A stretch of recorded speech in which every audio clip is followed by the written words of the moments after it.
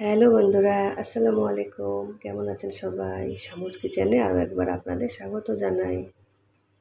তো এখানে আমি কিছু মলা মাছ নিয়েছি। এই যে মলা মাছগুলো একটু বড় ছিল, আমি এগুলাকে কেটে ভালোভাবে ধুয়ে পরিষ্কার করে নিয়েছি। তো এখানে আমি একটা বেগুন নিয়েছি। তো মলা মাছ দিয়ে বেগুন রান্না করব। খেতে কিন্তু খুবই দুর্দান্ত স্বাদের হয়ে থাকে। তো চলুন প্রথমে আমি বেগুনটাকে কেটে নিচ্ছি। তো বন্ধুরা, আমি কিন্তু বেগুনগুলোকে কেটে নিয়েছি, এরকম একটু লম্বা লম্বা করে কেটে নিয়েছি। আপনারা চাইলে যে কোনো ধরনের বেগুনই নিতে পারেন। তো বেগুনটাকে আমি পানির মধ্যে ভিজিয়ে রেখেছি, নাহলে কিন্তু বেগুন কালো হয়ে যায়। বেগুন পানির মধ্যে ভিজিয়ে রাখলে একটা কিন্তু কষ বের হয় অটোমেটিক, দেখেন পানিটা কিন্তু কালো বের হচ্ছে। তো কিছুক্ষণ আমি বেগুনটাকে পানির মধ্যে ভিজিয়ে রাখবো। তো এইদিকে আমি মলা মাছটা নিলাম, মলা মাছটাকে আমি ভেজে নেব। আজকে আমি মলা মাছটা হালকা একটু ভেজে রান্না করব। তো তার জন্য আমি প্রথমে সামান্য পরিমাণে হলুদের গুঁড়ো দিয়ে দিলাম, আর আমি সামান্য পরিমাণে লবণ দিয়ে দিলাম। তো মাছটাকে হলুদ আর লবণের সাথে আমি ভালোভাবে মিশিয়ে নেব। তো মাছটাকে আমি হালকা করে ভেজে নেব। তো বন্ধুরা, আমি কিন্তু অফ ক্যামেরায় মাছগুলোকে ভেজে নিয়েছি। ভিডিওটা আমি লম্বা করলাম না, মাছ ভাজতে কিন্তু সবাই জানে। তো আমি এগুলোকে হালকাভাবে ভেজে নিয়েছি। তো আমি এখন রান্নায় চলে যাচ্ছি। তো বন্ধুরা, আমি একটা কড়াই বসিয়ে দিলাম, এখন আমি তেল দিয়ে দিচ্ছি। আমি এখন পেঁয়াজ দিয়ে দিচ্ছি।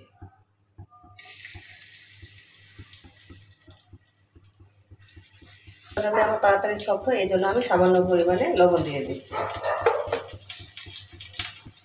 এখানে আমি সামান্য পরিমাণে হলুদের গুঁড়ো দিয়ে দিলাম। হলুদ আর পেঁয়াজ আমি একসাথে ভেজে নেব। হাফ চামচ রসুন বাটা দিলাম।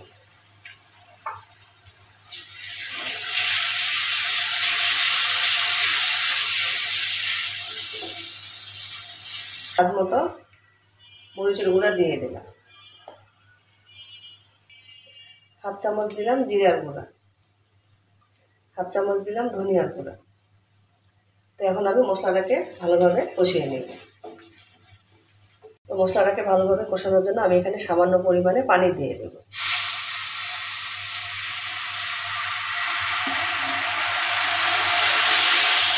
তো বন্ধুরা, আমার কিন্তু মশলাটা কষানো হয়ে গেছে, তেল ছেড়ে দিচ্ছে। তাই এই সময় আমি ধুয়ে রাখা বেগুনগুলো দিয়ে দিচ্ছি।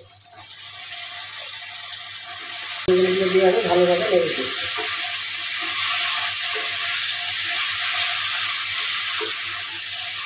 এখানে আমি স্বাদ মতো লবণ দিয়ে দেব, দিয়ে আমি ভালোভাবে আবারও নেড়ে দিচ্ছি। বেগুন কিন্তু সিদ্ধ হতে সময় লাগে না, খুব তাড়াতাড়ি সিদ্ধ হয়ে যায়। আর বেগুন থেকেও কিন্তু কিছুটা পানি ছাড়বে। তো সব কিছু নাড়াচাড়া করার পরে আমি একটা ঢাকনা দিয়ে দিচ্ছি। তো বন্ধুরা, আমি ঢাকনা তুলে নেড়ে দিচ্ছি। আর এখানে আমি একটা টমেটো এভাবে কেটে নিয়েছি, দিয়ে দিই। তো দিয়ে আমি ভালোভাবে আবারও নেড়ে দিই।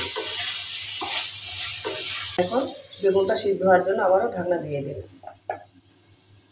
তো বন্ধুরা, আমি এখানে 3টা কাঁচামরিচ দিয়ে দিলাম। ঝালটা আপনারা কীরকম পছন্দ করেন সেভাবে দিয়ে দিন। তো মরিচটা দিয়ে আমি আবারও নেড়ে দিচ্ছি। ওই সামান্য একটু পানি বের হয়েছে, আমি আর একটু সামান্য পরিমাণে পানি দেবো, যাতে বেগুনটা ভালোভাবে সিদ্ধ হয়ে যায়।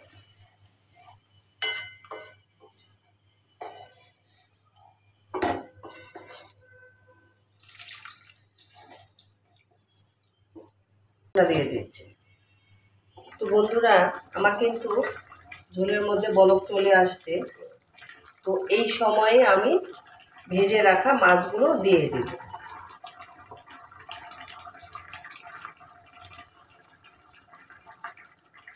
আর আমি আবারও ঢাকনা দিয়ে দিব। তো বন্ধুরা, আমার কিন্তু রান্নাটা প্রায় হয়ে আসছে। আমি এরকমই একটু গ্রেভিটা রাখবো। তো এই সময়ে আমি ধনিয়া পাতা দিয়ে দিচ্ছি। আর আপনারা এই সময়ে লবণটা চেক করে নেবেন।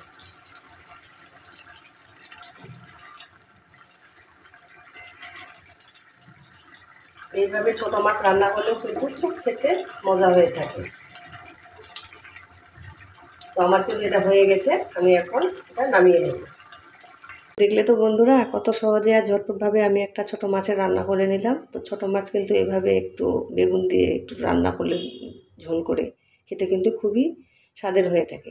আপনারা একবার হলেও এভাবে বানিয়ে খাবেন, আশা করি আপনাদের কাছে ভালো লাগবে। যদি ভালো লাগে থাকে তাহলে লাইক দিবেন, কমেন্ট করবেন।